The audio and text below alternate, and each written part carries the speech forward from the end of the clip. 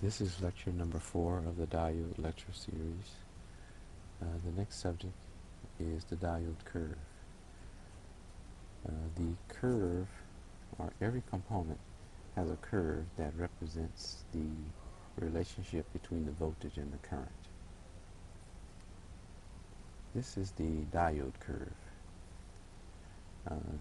If you look closely, the diode curve represents what we discussed before, where if you apply a forward voltage on the anode of the diode, then the diode will not turn on until the barrier potential is crossed.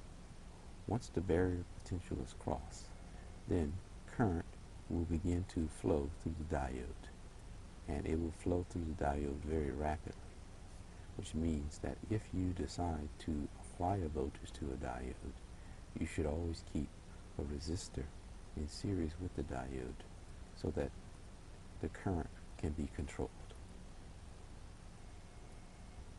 So you should always include a resistor with the diode, in series with the diode. So once the diode switches on, then the current through the diode and the current through the resistor will be the same.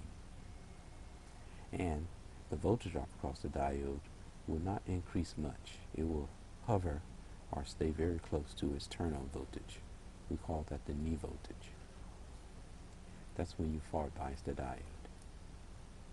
However, if you do the opposite, if you apply a voltage on the diode in the opposite direction, meaning that you try to apply a voltage this way, current will go through the diode, but it will be very, very small.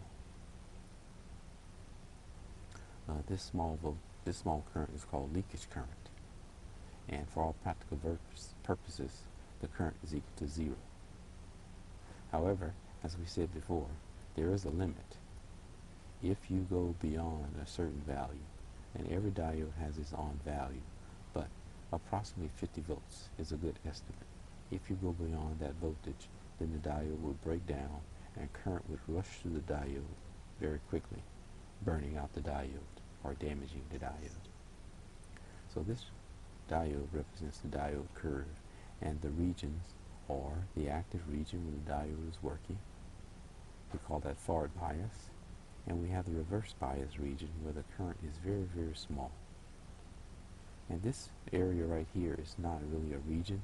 It's just that when the voltage on the diode is below 0.7, the current will not increase very fast.